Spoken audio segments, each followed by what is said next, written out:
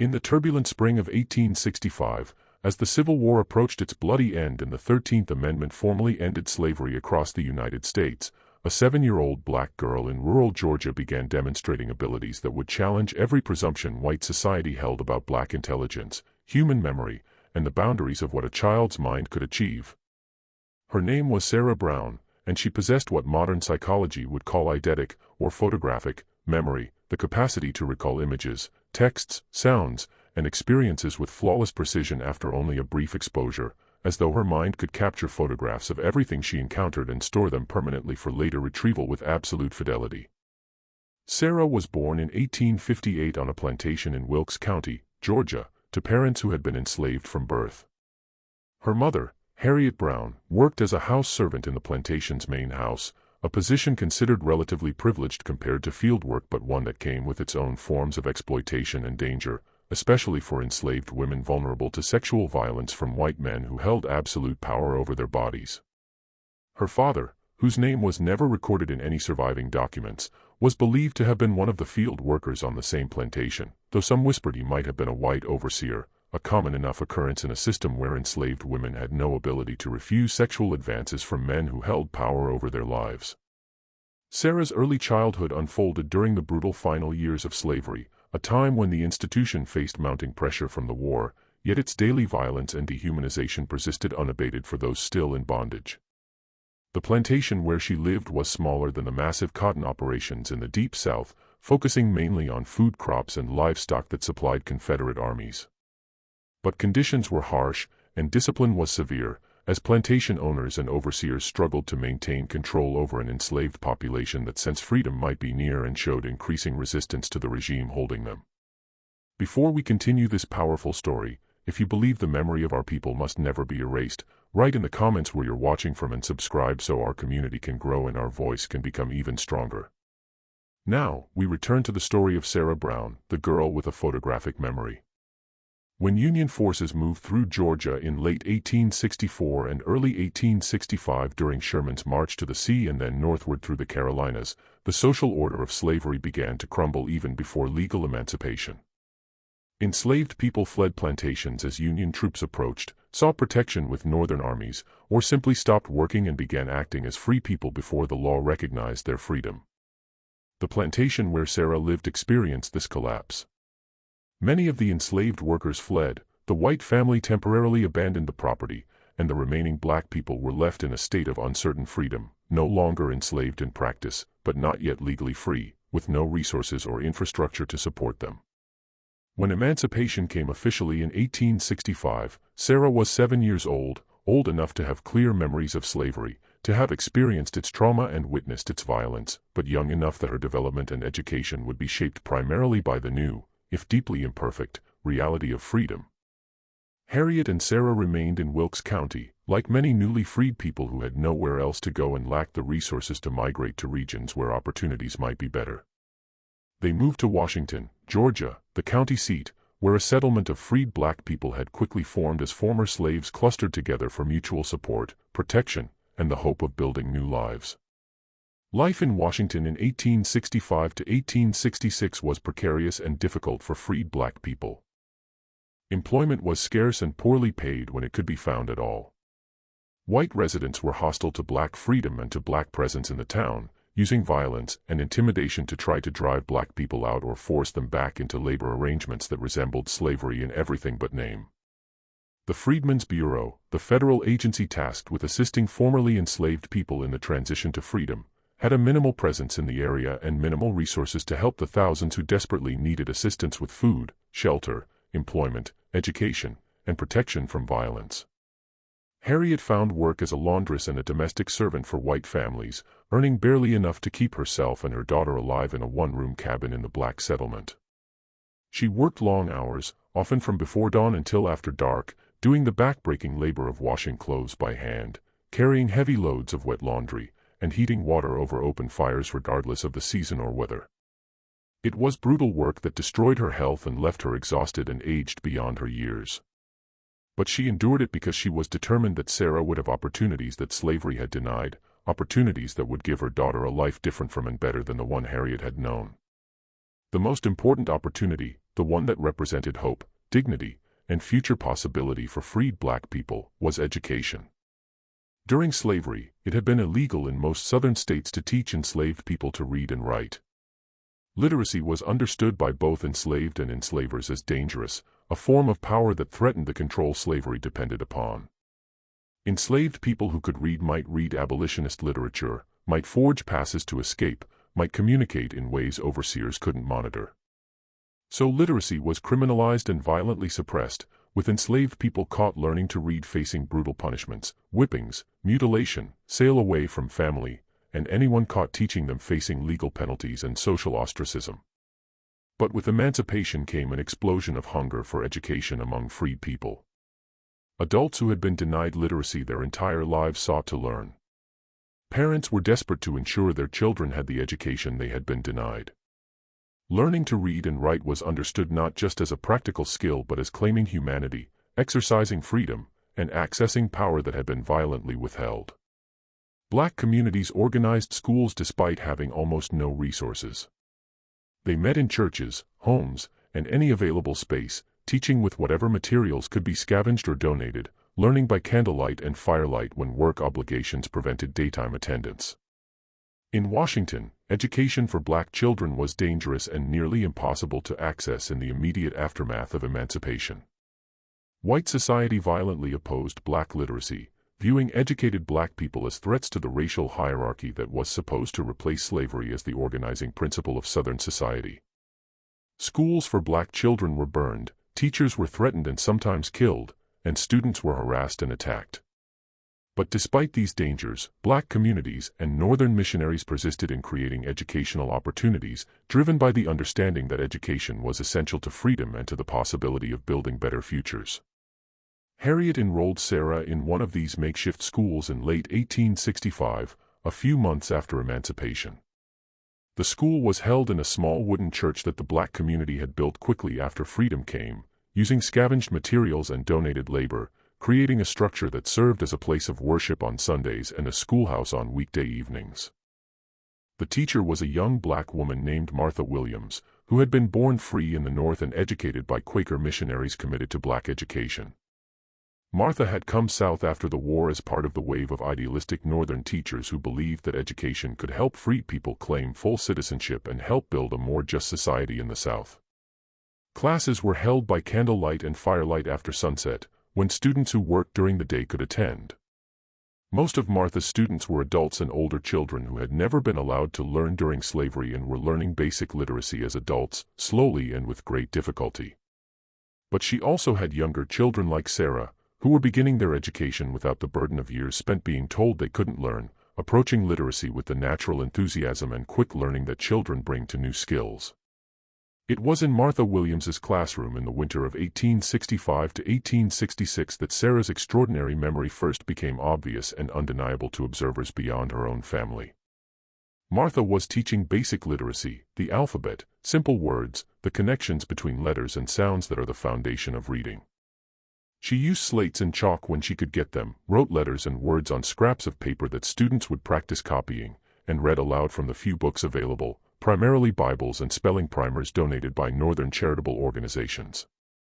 Most of her students learned slowly and with difficulty, as anyone would when starting from complete illiteracy, able to attend school only sporadically because of work obligations, learning by inadequate light with inadequate materials, exhausted from long days of labor. Adults who had spent their entire lives being told they couldn't learn often struggled with the basics, not because they lacked intelligence, but because learning is harder when you're older, and when decades of being denied education have convinced you're incapable of intellectual achievement. But Sarah was different in ways Martha had never encountered in her several years of teaching.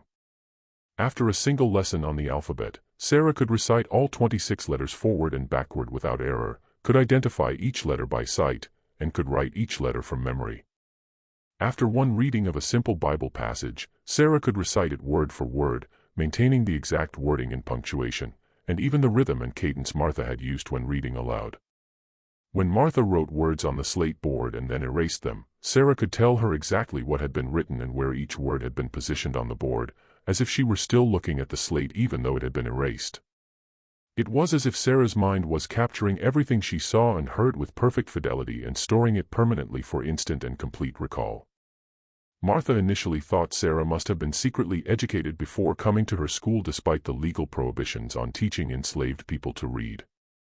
Perhaps Harriet had been literate and taught her daughter in secret, or perhaps someone else on the plantation had taken the risk of teaching Sarah. But when Martha asked Harriet about this, the response was unequivocal. Sarah had never been taught anything before coming to the school. Harriet herself was completely illiterate, had never been allowed to learn during slavery, and had no way to teach her daughter, even if she had wanted to risk the brutal punishments that would have followed if they had been caught. Sarah's abilities were as surprising and mysterious to her mother as they were to her teacher. To test whether Sarah's abilities were as extraordinary as they appeared, Martha began showing her increasingly complex materials, longer Bible passages, pages from geography books and histories, mathematical tables, anything she could find among the limited materials available. And Sarah could reproduce all of it from memory after a single brief viewing. When shown a page of text for just a few seconds, Sarah could recite the entire page word for word, maintaining the line breaks and paragraph structure as if she were reading from the page, even though it was no longer in front of her and even though she had seen it only briefly. When shown a map, even a complex map showing multiple countries or states with rivers, mountains, and cities marked, she could draw it from memory with remarkable accuracy, reproducing the shapes, relative positions, and even small details like decorative borders, compass roses, and the specific fonts used for labels. When shown a drawing or illustration from a book, she could reproduce it with impressive fidelity to the original, capturing not just the main elements but small details of shading, proportion, and perspective that most people wouldn't notice consciously or wouldn't remember even if they did notice them. When Martha read her lists of random information, strings of numbers, series of unrelated words, sequences of dates and names, Sarah could repeat them back perfectly, could recall them hours or days later, and could recite them forward, backward, or starting from any point in the sequence. Martha Williams was both amazed by and troubled by what she was witnessing. Sarah's abilities were extraordinary and clearly represented intellectual capacity exceptional by any standard. This was evidence that directly contradicted every racist theory about black intellectual inferiority that white society used to justify slavery and continued oppression. If a 7-year-old black girl with no formal education and no access to books or resources could demonstrate memory abilities exceeding what university-educated white adults could achieve, then the entire edifice of scientific racism and claims about natural racial hierarchies was exposed as the lie it had always been. But Martha also understood that Sarah's gifts would make her a target in the violent and unstable context of Reconstruction-era Georgia. Exceptional abilities in a black child would draw attention, create interest among whites who might want to study or exploit her, or who might feel threatened by evidence of black genius challenging their worldview. In a time and place where black success and black excellence were seen as threats to white supremacy, Sarah's perfect memory could bring danger rather than opportunity.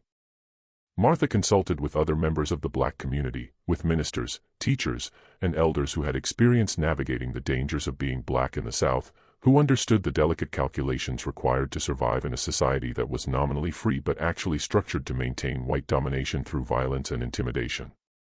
The consensus was clear and unanimous: Sarah's abilities should be kept as quiet as possible. She should be taught and encouraged and given every opportunity to develop her gifts, but she should not be displayed publicly or talked about outside the black community. The community needed to protect her from the attention that might otherwise destroy her. This protective secrecy lasted only a few months before circumstances forced Sarah's gifts into public visibility in ways that would change her life permanently and create one of the most disturbing and least known cases of exploitation and suppressed genius in Reconstruction history. In the spring of 1866, a white physician named Dr. Charles Morrison came to Washington, Georgia, as part of a Freedmen's Bureau mission to assess the health and living conditions of newly freed black people in the region. Dr. Morrison was from Pennsylvania, had served as a Union Army surgeon during the war, and considered himself sympathetic to black people and supportive of their advancement, though his sympathy was paternalistic and condescending, mixed with scientific racism and assumptions about black inferiority that were nearly universal among white people of his era, even those who opposed slavery and supported emancipation. Dr. Morrison's work with the Freedmen's Bureau involved conducting basic medical examinations of freed people, documenting living conditions and health problems, and writing reports to help the Bureau determine what resources and assistance were needed in different areas. As part of this work, he visited the black settlement in Washington where Sarah and Harriet lived, examining people with various ailments, injuries, and chronic conditions resulting from years of slavery's brutal treatment of black bodies. During his visit, Dr. Morrison happened to observe one of Martha Williams's evening classes in the church, curious about the educational efforts Northern missionaries and black communities were making and wanting to see for himself how freed people were responding to educational opportunities. He witnessed Sarah demonstrating her memory abilities, reciting long Bible passages after single readings, reproducing maps and diagrams from memory, answering questions about materials she had seen only briefly. Dr. Morrison was stunned by what he observed and immediately recognized he was witnessing something extraordinary that warranted further investigation and documentation from a medical and scientific perspective. He approached Harriet Brown and asked permission to examine Sarah more thoroughly, to conduct systematic tests of her memory abilities, and to document what appeared to be an unprecedented case of eidetic memory in a child. Harriet was deeply reluctant. She understood intuitively that allowing white authorities to study her daughter was dangerous, that Sarah might become a spectacle, might be taken away from her, might be exploited in ways Harriet couldn't prevent or control. She had lived her entire life understanding that white interest in black people was never benign, that white attention brought danger, that anything making a black person exceptional, different, or valuable in white eyes could lead to exploitation or worse. But Dr. Morrison was persuasive and had authority as a Freedmen's Bureau representative. He assured Harriet that Sarah would be treated respectfully, that the examination would be brief and conducted locally rather than requiring Sarah to travel anywhere, that the knowledge gained would benefit not just science but would provide evidence of black intellectual capacity to help the cause of racial equality and black advancement. He promised Sarah wouldn't be harmed, that Harriet could be present during all examinations, and that no one would take Sarah away from her mother. He framed his interest as benevolent and scientific rather than exploitative, and in the context of 1866, when the Freedmen's Bureau represented federal authority and when refusing white requests was dangerous for black people regardless of what rights emancipation was supposed to have granted, Harriet felt she had little choice but to agree. Over the following weeks in spring 1866, Dr. Morrison conducted extensive testing of Sarah's memory abilities using whatever materials he could find or create. He would show her pages from medical textbooks, the only books he had access to, and ask her to recite them. He would draw complex anatomical diagrams and ask her to reproduce them hours or days later. He would read her lists of random words, numbers, or dates and test her recall after various delays. He would show her photographs and illustrations and then ask her to describe them in detail or draw what she had seen. Sarah's performance was consistent and remarkable across all these tests. She could recall text with perfect accuracy, reproducing not just the content and meaning but the exact wording, punctuation, capitalization, even typographical errors or unusual formatting. She could reproduce images with impressive fidelity, capturing details of shading, proportion, perspective, and composition that most people wouldn't notice consciously. She could remember lists of random information, strings of numbers, series of unrelated words, and sequences of nonsense syllables with perfect accuracy, even after delays of hours or days. Her recall seemed truly photographic, as if she were reading from or looking at internal images of material she had seen previously, rather than reconstructing memories from abstracted or processed information the way most people do. Dr. Morrison was meticulous in his testing and documentation, conducting experiments designed to rule out alternative explanations for Sarah's abilities. He tested whether she might be using memory techniques or tricks rather than genuinely having eidetic recall. He tested whether her abilities were specific to certain types of material or extended across all forms of information. He tested whether her recall degraded over time or remained perfect indefinitely. In every case, the results confirmed that Sarah possessed genuine eidetic memory of a kind extremely rare and exceeding anything Dr. Morrison had encountered in his medical career or read about in medical literature. He documented his findings in detailed reports sent to medical journals in Philadelphia and Boston, describing Sarah as a Negro child of approximately 8 years who demonstrates memory abilities that exceed anything previously documented in medical or psychological literature. He noted that Sarah's recall is not merely excellent but appears to be truly eidetic or photographic in nature, suggesting her mind captured and stored sensory information with perfect fidelity rather than processing and abstracting it in the manner typical of human memory. He speculated about possible neurological mechanisms accounting for her abilities, though with the primitive understanding of brain function in 1866, his theories were necessarily vague and largely wrong. But Dr. Morrison's scientific interest quickly transformed into something more troubling and exploitative. He recognized that Sarah's case could bring him professional recognition and prestige. Medical journals would publish articles about such an extraordinary case, universities might invite him to present his findings, his name would be associated with the discovery and documentation of unprecedented human abilities. This could advance his career significantly, establishing his reputation beyond the relatively modest achievements of being a Union Army surgeon and Freedmen's Bureau doctor. He also recognized that Sarah could be profitable in more direct ways. White audiences would pay to see the Negro child with perfect memory. Demonstrations of her abilities could generate income Dr. Morrison could keep for himself while paying Harriet only token amounts or nothing at all.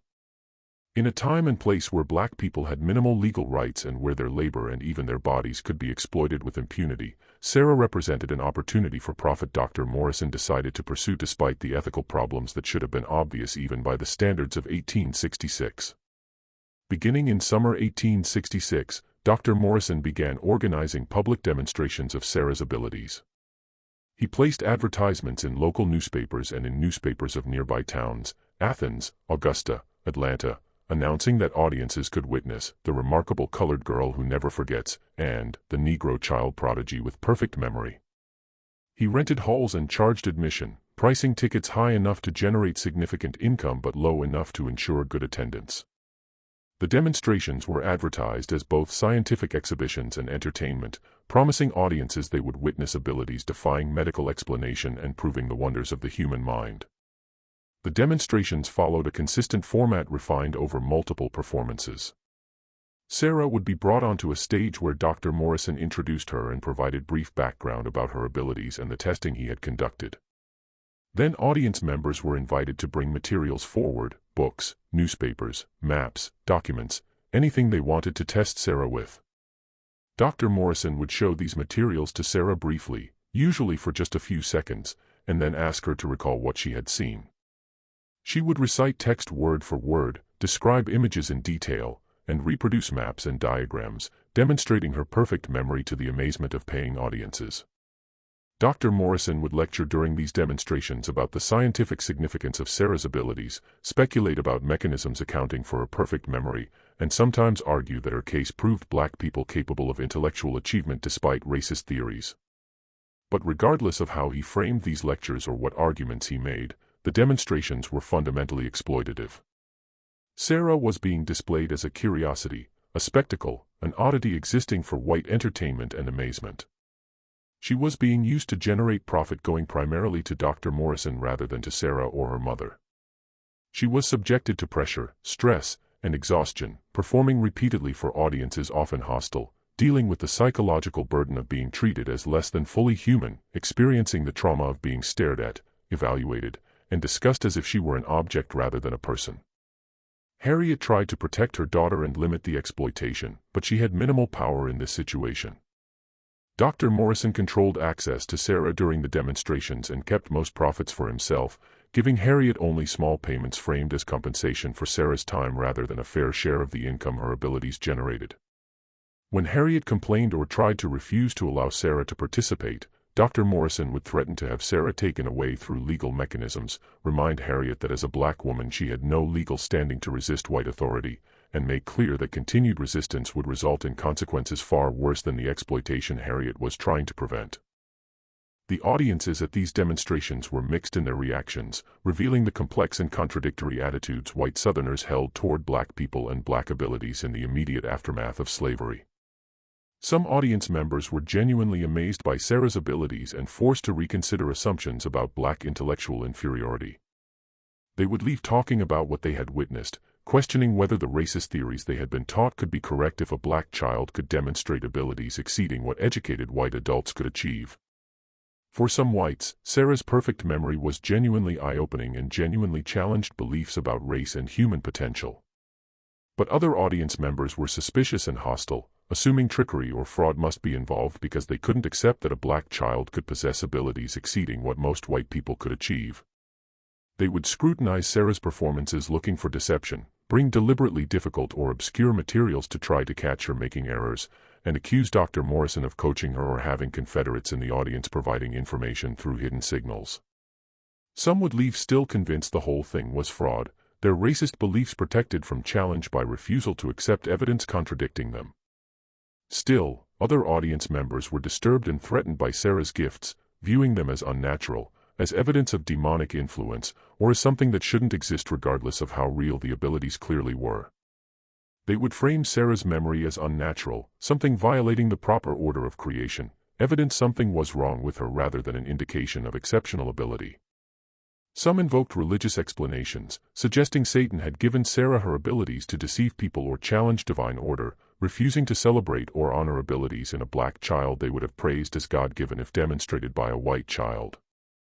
The religious interpretation of Sarah's abilities became increasingly prominent and problematic as the demonstrations continued through summer and fall of 1866. White ministers began attending demonstrations and using Sarah's case in their sermons, though they disagreed dramatically about what her abilities meant and how they should be interpreted. Some ministers preached that Sarah's perfect memory was a gift from God, proving black people fully human and deserving of equal rights, that God had blessed this child as a sign black people should be treated with dignity and respect.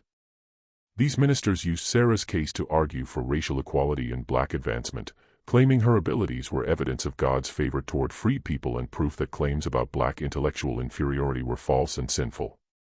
But other ministers preached that Sarah's abilities were unnatural and demonic, that no human being should have such perfect recall of everything they encountered, that her memory was a sign of possession by evil spirits or by Satan himself.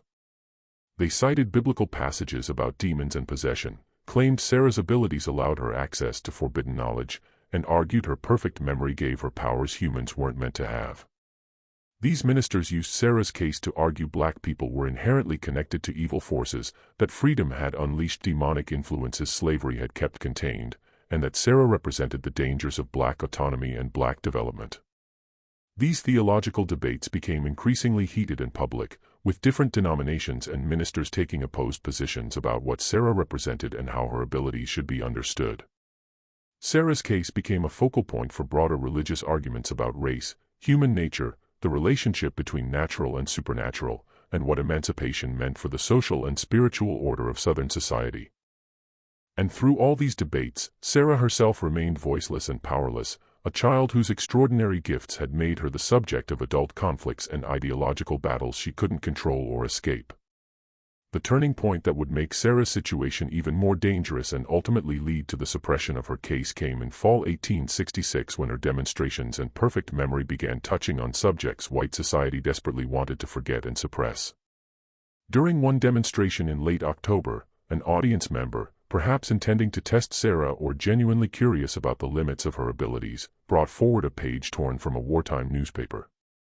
The page contained an article and illustration about a lynching in Wilkes County in 1863 during the war years, when Confederate authorities and local white vigilantes used terror and violence to suppress any hint of black resistance or sympathy for Union causes.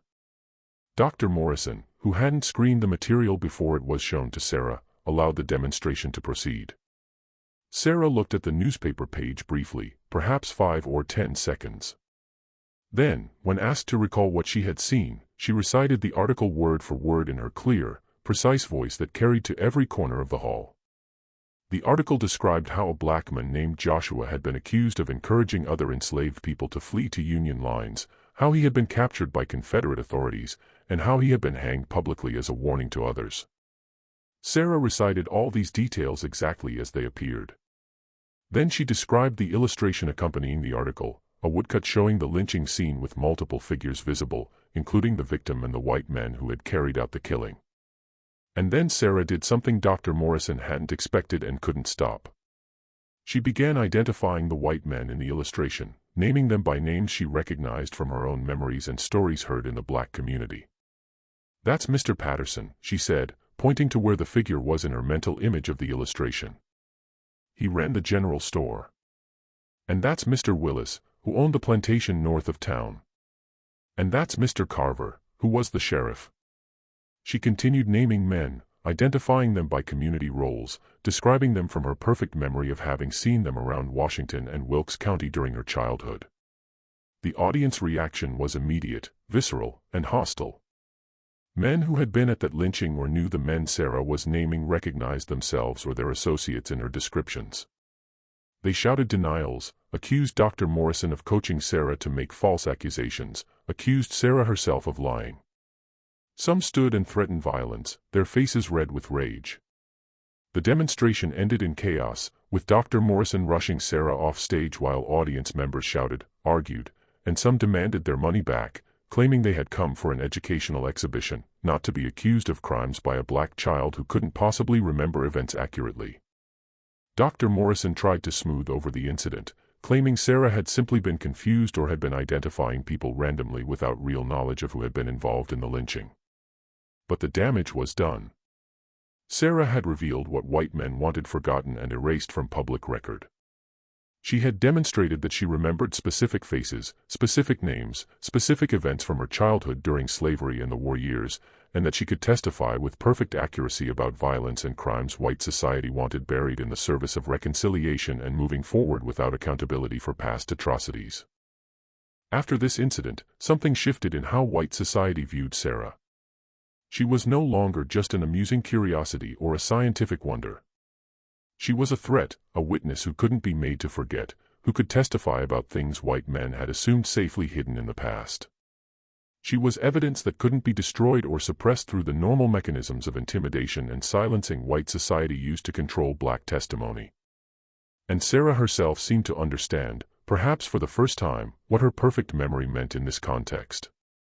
She began spontaneously producing drawings and descriptions during and after demonstrations, not just reproducing whatever Dr. Morrison showed her, but drawing and describing scenes from her own memories, scenes from slavery and from the violent early days after emancipation.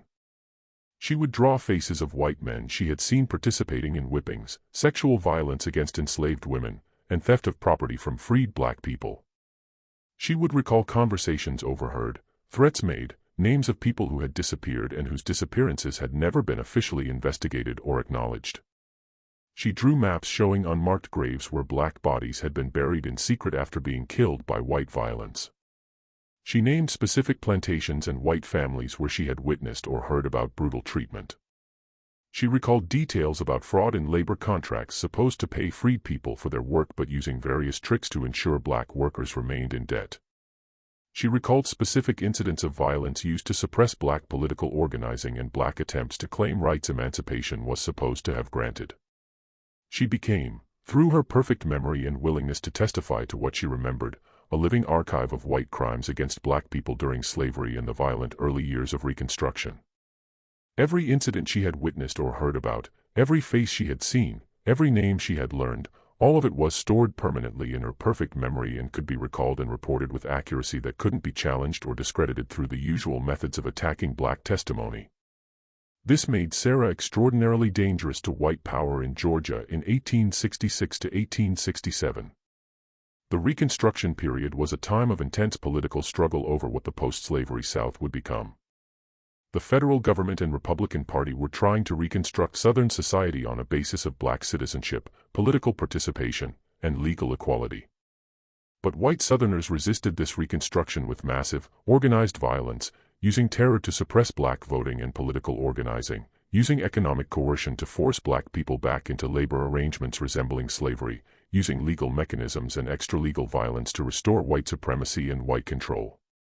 Central to this white resistance was the need to forget the crimes of slavery and war, to move forward without accountability for what had been done to black people during centuries of enslavement and during the war that had tried to preserve that enslavement.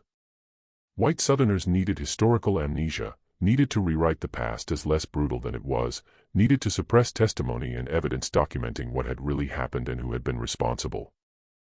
She was a witness who couldn't be made to forget, who could testify with perfect accuracy about violence and exploitation white men wanted buried. She was evidence that couldn't be destroyed or suppressed through intimidation because her memory was permanent and she had already demonstrated publicly she could recall things powerful people wanted forgotten. Her very existence challenged the historical forgetting white supremacy required. Local newspapers that had initially reported on Sarah's demonstrations with fascination and curiosity now stopped mentioning her name. Articles that had been planned about the memory girl were killed by editors who recognized continued publicity about Sarah and her abilities would create problems for the white power structure.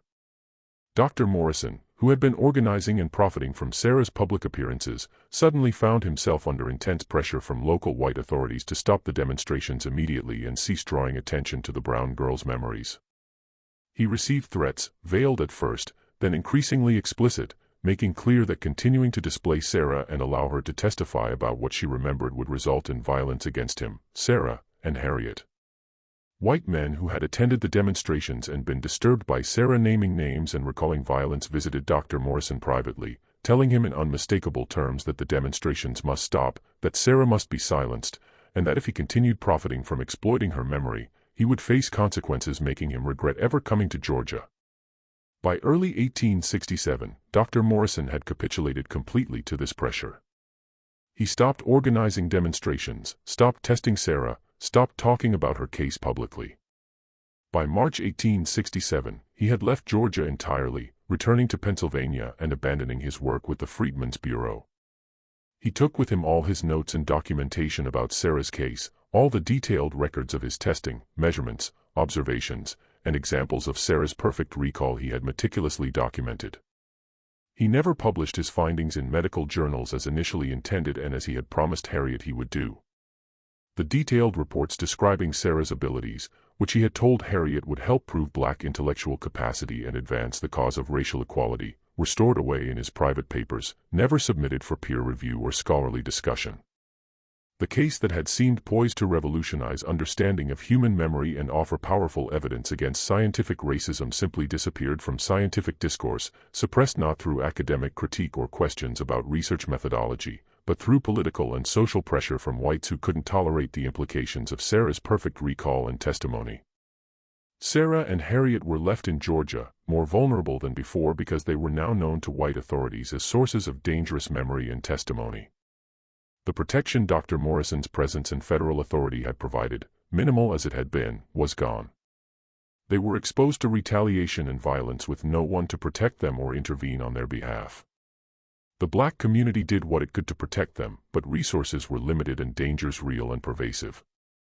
They moved from Washington to Augusta in summer 1867, hoping a larger city might offer more anonymity and safety.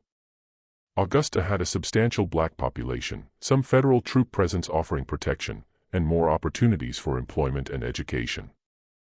Harriet found work as a laundress, the same backbreaking labor she had been doing in Washington. Sarah continued attending school when possible, though her formal education was constantly interrupted by the need to work to help support them and by the general chaos and danger of Reconstruction-era Georgia, where violence against black people was constant and black institutions like schools and churches were frequent targets of white terrorism. In Augusta, Sarah came to the attention of a black church community and specifically a minister named Reverend Thomas Wilson, who ran a school for freed children in connection with his African Methodist Episcopal Church. Reverend Wilson had heard stories about Sarah's remarkable memory, stories spread through black communities despite white efforts to suppress knowledge of Sarah's case, and he was committed to protecting her and helping her develop her gifts in ways serving the black community rather than entertaining white audiences or exposing her to danger from whites who feared what she could remember and testify to. Under Reverend Wilson's protection and guidance from 1867 onward, Sarah's education continued and deepened, and her abilities were directed toward purposes the black community chose rather than purposes white exploitation imposed. She became a living repository of community history and collective memory. Families separated during slavery would bring her photographs of loved ones they had been separated from, tell her stories about parents, children, or siblings sold away, and share what information they had about where those people might have been taken. Sarah would memorize all of it, the faces in photographs, the names and relationships, the fragments of information about locations, sales, and last known whereabouts. She became a human archive, storing information about black families and black history with no other permanent record, information lost forever if dependent solely on written documentation most black people had no ability or resources to create. Elderly, formerly enslaved people would seek out Sarah to tell her their stories, wanting someone to remember what they had lived through, wanting their experiences preserved somewhere, even if white society refused to acknowledge or document the realities of slavery and its aftermath. Sarah would listen with perfect attention and remember everything: names, dates, places, specific details about work, family, resistance, survival, and loss. She could recall these stories years later with perfect accuracy, answer questions about people and events with no other documentation, and serve as a living connection to a past rapidly being forgotten or deliberately erased by the forces of white historical revisionism already beginning to construct the lost cause mythology and rewrite slavery as benevolent and Reconstruction as tragedy. Teachers reported that Sarah could read a textbook once and then answer any question about its contents from memory, never needing to review or study material because she retained everything perfectly after a single exposure. She could look at a map in a geography book for a few seconds and then draw it from memory or answer questions about locations of cities, rivers, mountain ranges, and national borders. She could read a history book once and recite dates, events, and names with perfect accuracy, recall exact quotations from historical figures, describe illustrations, and even reproduce them by drawing. By age 12 in 1870, Sarah had completed what would normally be considered a primary education and had begun studying more advanced subjects: algebra, geometry, Latin grammar, works of literature and history, typically taught only to much older students in elite schools educating white children for university. Her teachers were amazed by her abilities and convinced she could excel at the highest levels of education if she could access opportunities almost entirely closed to black students.